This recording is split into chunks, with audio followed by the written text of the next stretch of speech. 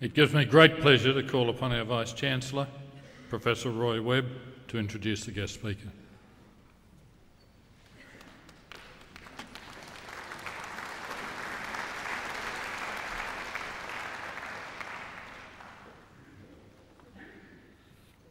Deputy Chancellor, our guest speaker this evening is Sister Angela Mary Doyle. Sister Angela Mary was born in County Clare in Ireland and joined the Brisbane congregation of the Sisters of Mercy in 1947, first as a teacher and soon after as a nurse at the Mater Hospitals in Brisbane. Sister Angela Mary is one of Queensland's most active contributors to the community in the areas of healthcare, charity and welfare. During her 21-year tenure as administrator, Sister Angela Mary guided the Mater Hospital's growth from a small group of private and public hospitals into a major healthcare provider in Queensland. She is currently the Director of the Mater Hospitals Trust and is the public face of the Mater Hospitals. Sister Angela Mary is a Doctor of Griffith University and of the Queensland University of Technology and has received several awards recognising her contributions to the Mater and services to the community. These include the Queensland branch of the Australian Medical Association's Award of Distinction in 1989, Queenslander of the Year in 1989, Australian Achiever Award in 1990. She was made an Officer of the Order of Australia for services to the community in 1993, and she received this year the Premier's Millennium Award for Excellence in Charity and Welfare. Deputy Chancellor, it gives me great pleasure to call upon Sister Angela Mary Doyle to deliver this evening's occasional address.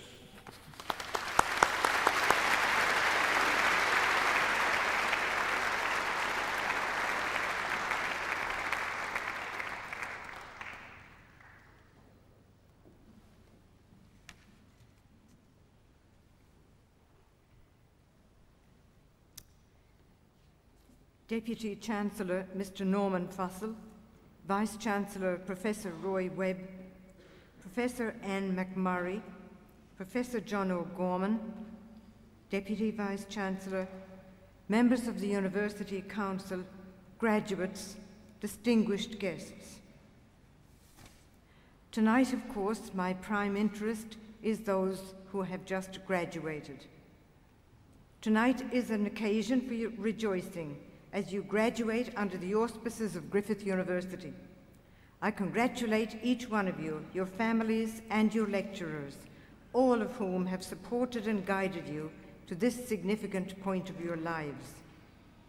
It may all seem like a dream at this moment, but even now I presume that the reality of what you have achieved must lift your heart and the hearts of all who love you. May you always be proud and grateful that Griffith is your alma mater. I pray that the providence of God will guide you through every day of your future. Now, for someone of my age, it can be tempting to stand here and offer gratuitous advice. This I shall not do. Rather, shall I reflect on and share with you some of my life's experiences and lessons, and hope that some of these may touch a responsive chord in your hearts. Last year, after more than 50 years at the Mater, I was privileged to return to Ireland, my homeland, as the Vice-Chancellor mentioned, for an extended period of 9 months. So you will not be surprised to hear that I shall refer to that experience in this short address. It was a quiet time, those 9 months in Ireland, and it provided me with the much appreciated opportunity of imbibing again the essence of what I was taught as a young person growing up in the country, and that has influenced my life to this day. One of the enduring memories I have is that of the oneness that older Irish people feel with the land, with the sun, the moon, the wind, even the animals. Nature was seen as the direct reflection of God's beauty, God's intimacy with all he had made. The visible and the invisible were comfortably one. I recall gatherings of neighbours around the blazing fire in our kitchen, when story after story of fairies, ghosts and spirits would while away the long winter evenings, and I might add, frighten us small ones so much that we were afraid to go to bed. Though their physical presence was sorely missed, the dead were regarded as being near, and their continuing assistance was both sought and expected. People sensed the loving presence around them of those who had died, and I'm pleased to say this is a feature of Irish spirituality that still exists today. The pace of life in those days was unhurried. At summertime, farmers harvested crops and stored them in the farmyard. Neighbours went from farm to farm until all the harvesting in the neighbourhood was complete. Hospitality was important, with visitors being always welcome. There was patience and understanding in meeting the needs of neighbours. And I shall recount an incident that occurred some years ago when I was home on holidays. I was travelling, my sister was driving me to a town that was about 10 kilometres away. And we came to a small intersection, a kind of fork in the road. And suddenly we were all standing still, and there were cars banked up on the three roads. And I said to my sister, I wonder what's the cause of the hold-up?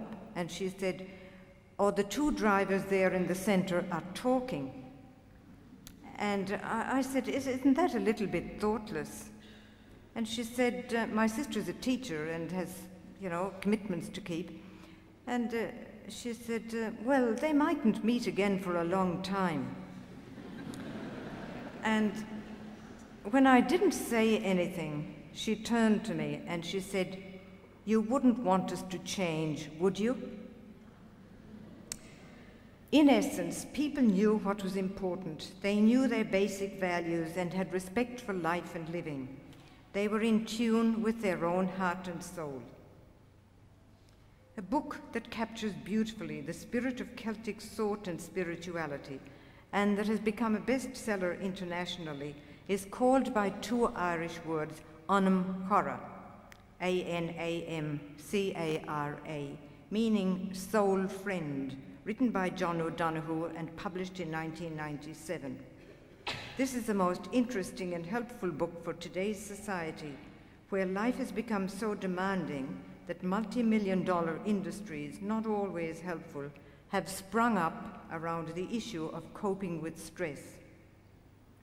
Among the practical words of wisdom to be found in this delightful book are these. You should belong first in your own interiority.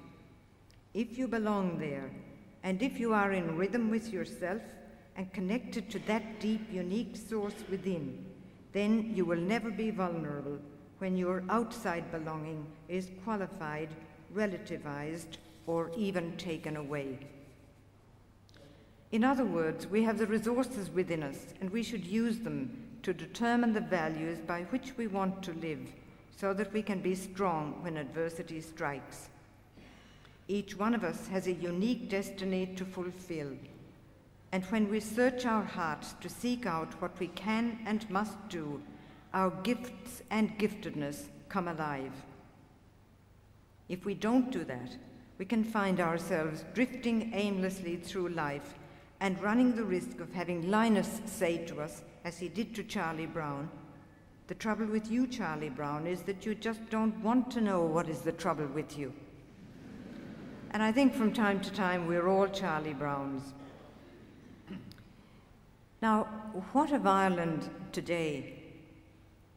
You may or may not know that in recent years, Ireland has experienced unprecedented economic growth widely referred to as the Celtic Tiger economy.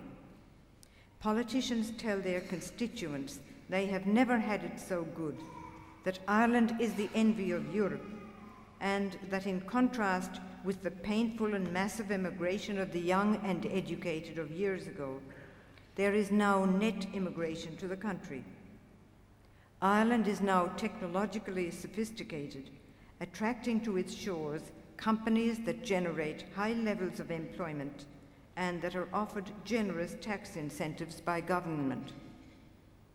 The brain drain of years past is now replaced by the return of Irish-born men and women who see business opportunities in Ireland that could only be dreamed of 10 or 15 years ago.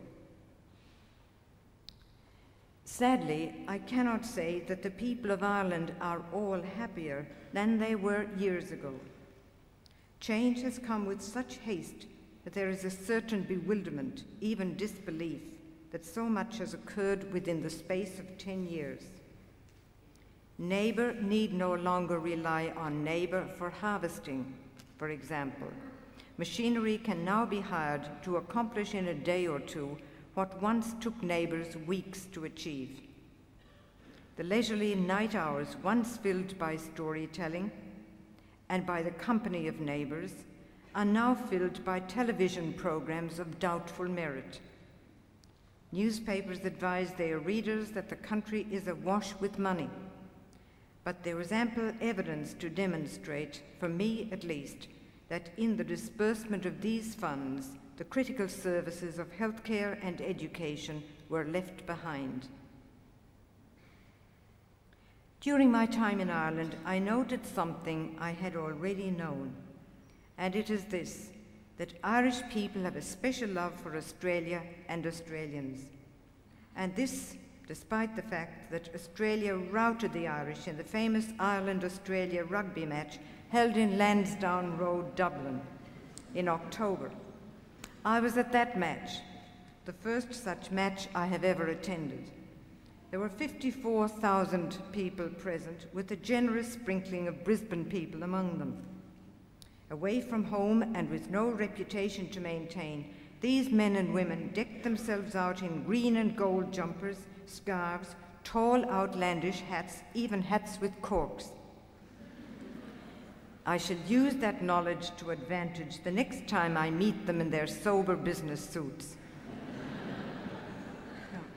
In company with Australians, Irish people have a ready sense of humour. Naturally, I have returned with many Irish jokes, and I just have to share at least one of them with you. Casey went into Murphy's pet shop to buy a canary. He said it must be a good singer. So Murphy put a cage on the counter, and the canary inside began to sing beautifully. "I'll take that," Casey said. But just then he noticed that the bird had only one leg. So he complained, "This canary has only one leg." And Murphy responded, "Look here, Casey, do you want a singer or a dancer?"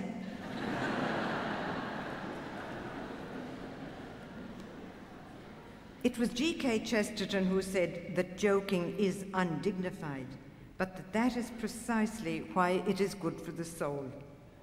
In humour, there is the underlying understanding that no matter how dire and threatening things may be, there exists something beyond the here and now. In humour, we can laugh because at the deepest level of our being, we know that God exists, that He doesn't want life to be miserable, and that He is always there, even and especially when days are dark. As graduates from the Faculty of Health Sciences and the Faculty of Nursing and Health, your first care must be for patients. You are now highly qualified professionals, and it becomes an ethical issue that you commit yourselves to meeting patients' needs with gentleness and compassion, and to the full extent of your responsibility and competency. There may well be opportunities for you in the future to exercise your duty as citizens should the rights of patients be infringed. I pray you have the drive and the willingness to live up to the high ideals of your profession and so make a difference wherever you are employed. Each day will offer you possibilities never met before. Celtic spirituality takes each day as a new beginning, a gift from God. I shall conclude this address with a lovely ancient Celtic prayer that expresses the sacredness of each new day. God bless to me the new day, never given to me before. Bless thou to me mine eye. May mine eye bless all it sees. May this prayer become a reality in each one of our lives.